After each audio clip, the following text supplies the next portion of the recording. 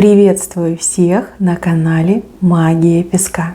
Меня зовут Ольга, и сегодня для вас, мои дорогие зрители, я сделаю отсыпочку на такую тему. Кто совсем скоро, в считанные дни, сбросит свою маску?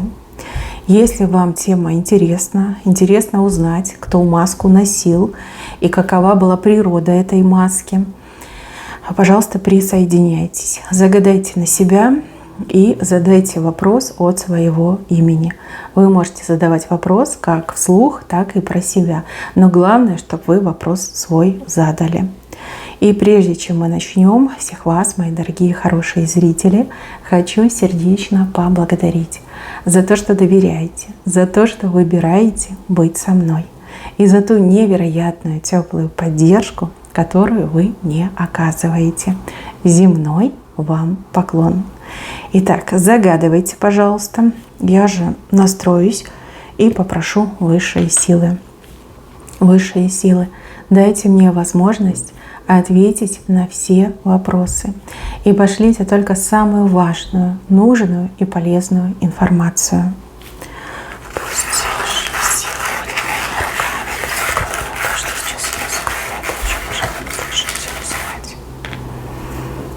Ничего себе!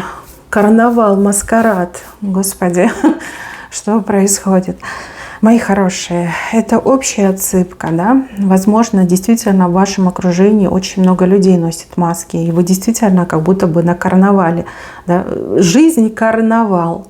А у кого-то отыграется, может быть, 1, 2, 3 человека, да? Вы уж там, смотрите, отталкивайтесь от своей ситуации. Я сейчас вам буду описывать людей, маски, а вы уже там смотрите, ваше или не ваше. Отсыпка общая, понятно, что ни у кого 100% все не отыграется. Давайте начнем с мужчины. У мужчины огромная маска, причем такая, знаете, размером, я не знаю, от макушки просто вот по пояс. Такая маска, за ней ничего не видно. Человек, скорее всего, ведет себя абсолютно как-то равнодушно, отстраненно, холодно с вами.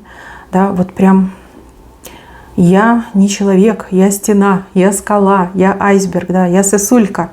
Вот так себя ведет. И как бы вы ни пытались с этим человеком общаться, у него, знаете, даже ни один мускул не дергается. Он как будто бы смотрит сквозь вас смотрит. Как будто бы ощущение, что вы для него пустое место. Но на самом деле, если бы вы знали, каких усилий ему стоит эту маску держать, у него там внутри, понимаете, у него сверху лед, а внутри у него такой огонь, такой костер, там просто лава, понимаете, по венам. Вместо крови эта лава гуляет. Этот мужчина, он не только любит вас, но и очень страстно желает. А маску он свою одел, потому что нельзя. Потому что нельзя иначе. Возможно, вы не свободны. Возможно, у вас отношения с его другом. Возможно, он не свободен, да, и у него семья есть. А может быть, там, семья против. Может, вы различаетесь по вере, национальности, расе. Да? Ну, у каждого там свои приколы бывают, заскоки бывают. Очень многие люди вот по-прежнему там соблюдают все эти правила. Хотя я считаю, что в современном мире все границы уже размыты. И это правильно. Не должно быть преград для настоящей любви. Не должно, понимаете? Любовь – это ведь великое благо, которое нам подарил наш Создатель.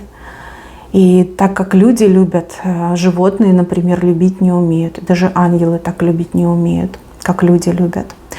Вот мне идет, что он с последних сил держится, и все свои эти страстные, высоковибрационные чувства он скрывает от вас.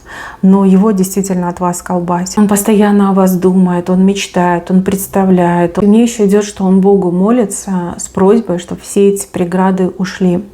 И вот Бог ему ответит, Бог ему поможет, преграды эти уберет. И как только преграда последняя спадет, мужчина сразу сбросит свою маску. Он просто накинется на вас, вот так вот в охапку вас возьмет и давай вас, значит, целовать, кружить и рассказывать, как он вас любит. Там такое счастье, там просто радуга над вами. Вот мне идет, что вы с этим мужчиной, ну вот между вами что-то было, вот искры какие-то летали. Может быть, даже вы были в отношениях, а потом он резко к вам изменился. Либо вы друг другу там подмигивали, как-то вот шли на сближение, а потом раз, и мужчина резко закрылся. Но мне идет, что именно он закрылся, не вы закрывались, именно он закрывался. И вот он ходил, вот этим льдом вас каждый раз обдавал, что типа я тебя не вижу, ты для меня никто, вообще общаться не хочу, разговаривать не умею, я только мычу, да. Вот как-то так было. Но вот преграды. Здесь именно преграды, которые вам не видны, либо вы не понимаете, в чем эти преграды, а мужчина их видит, либо у него в голове эти преграды. Вот. Но Боженька услышит его молитвы, он молится об этом, ну, буквально вот ежеминутно, ежечасно, ежесекундно. И преграды эти уйдут. И тогда он смело сбросит маску, девочки, и вот так вас, да, в охапку, моя любовь, моя принцесса, да, прям будет вас тискать, целовать, обнимать. И такие слова вам скажет, которые вы еще никогда не слышали в адрес себя. Ой, ну он романтик, он красавчик, он умеет любить.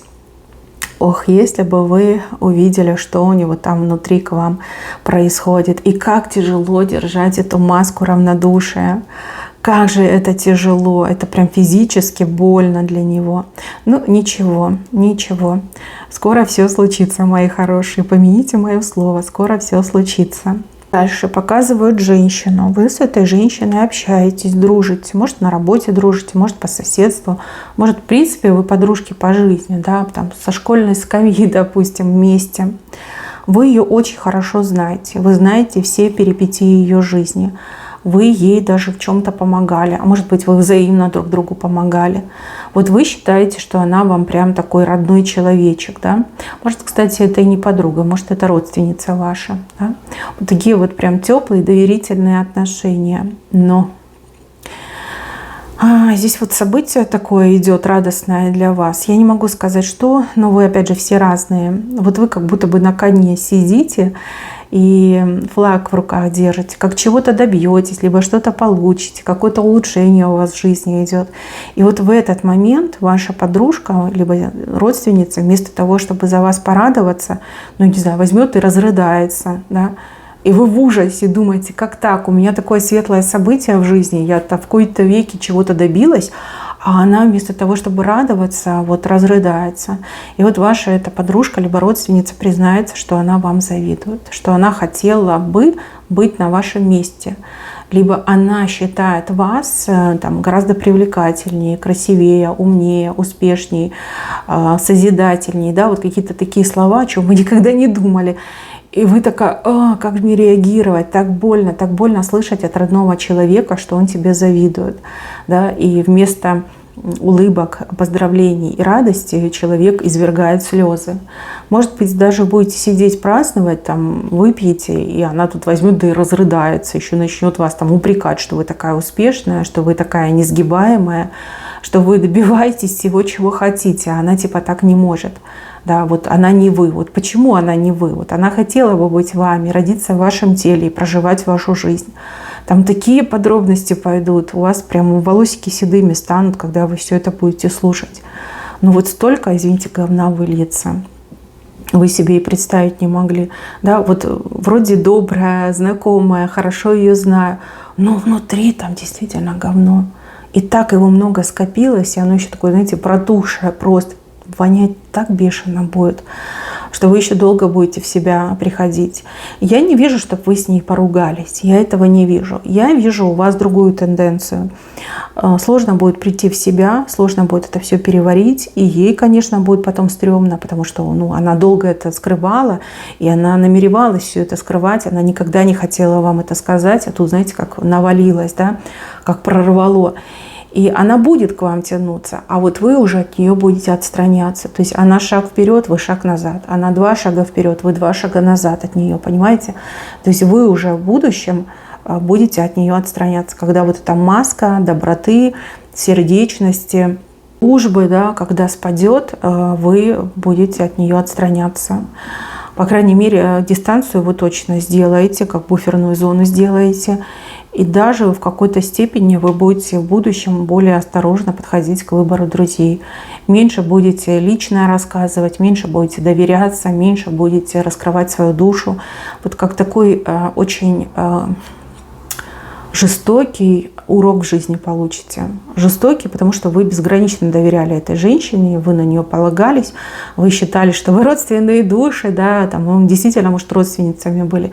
И тут вот такое произойдет. Она же вас будет обвинять в том, что вот вы успешны, а она нет, что вам везет, а ей нет. А что вы можете поделать? Что перелить ей свою кровь? Что вы должны сделать? Испариться, что ли, должны? Отдать ей свое имя, фамилию, там, ключи от квартиры, что вы должны сделать, да, вот прям настолько это вот как-то, ну, и несправедливо, и неправильно, и это отвратительно, то, что я вижу. Но с другой стороны, пусть лучше сейчас раскроется, чем в будущем, да, может быть, для нее это тоже будет хорошим уроком, может быть, когда она все это выскажет, да, она об этом задумается и скажет, блин, а что я делаю? Да, помни, что ты творишь, да, ты же прекрасно знаешь, как ей тяжело в жизни было, каким трудом она все добивалась, да, сколько ее обижали, ну, чему я завидую, да, наоборот, я должна гордиться такой подругой, и вместе мы там сила, да, вот какие-то такие мысли. То есть для нее это путь к исправлению, а для вас это такой урок, чтобы близко к себе людей не подпускать. Вот такая маска. Ну, что есть, то есть. Правду надо знать, да, правду надо знать. Так, дальше еще один человек носит маску. Этот человек вас боится, сразу говорю. Боится, но при этом перед вами хорохорится. Знаете, вот хорохорится, типа, а я все могу, а я сделаю, а я тебя покажу, а я тебя накажу. Да, вот какие-то такие слова. Человек может там вам угрожать и говорить, что вот я там тебе порчу наведу, да, молоко пропадет. А я там то-то, то-то, того-то, того-то знаю, да я там только свистну, да у меня там столько связей. Ну, в общем, крутой, кто-то очень крутой. Это может быть и мужчина, и женщина. Но на самом деле этот человек вас панически боится. Панически боится. Этому человеку кажется, что вы прям в затылок дышите. И все что угодно можете сделать. Я не знаю, откуда страх, этого не показано, но человек вас очень боится. И эта маска, она спадет. Спадет, когда ну вот показано, что между вами молния ударит. Может, вы выяснять отношения станете, да, либо в чем-то будете разбираться. И вы прямо увидите, что человека трясет, когда он рядом с вами. Трясет, и вот такой, знаете, загнанный взгляд. И человек, ну вот по жестам будет видно, да, там будет вот это перекрестки, да, вот закрываться руками, там ногами закрываться. Ну вот когда человек боится, это всегда видно. Жесты, мимика. Кстати, не только вы поймете, что человек вас боится, но и все те люди, которые будут рядом находиться. Вот прям все поймут. У кого-то даже отыграется, что человек, ну я не знаю, там описывается, допустим. Да, вот такой сильный страх испытывает человек. И знаете, после этого случая этот человек будет вас избегать, в прямом смысле слова. И избегать встреч с вами, общения с вами. И, ну, можно сказать, что прятаться будет, а может быть, даже куда-то уедет, съедет, переедет, там, переведется на другую работу, да, переедет на другую квартиру. Ну, вот как-то так идет. Страх свой наконец-таки проявит. Но вот когда молния ударит между вами, тогда это и случится. Так, и еще одного человека показали. Но этот человек, он в семье живет, в семье. Скорее всего, это какой-то бывший, не знаю, муж, бывший парень. Человек, с кем у вас, скорее всего, любовь была, но сейчас, ну, возможно, дружба, либо какое-то общение, да, но в дружеской тональности.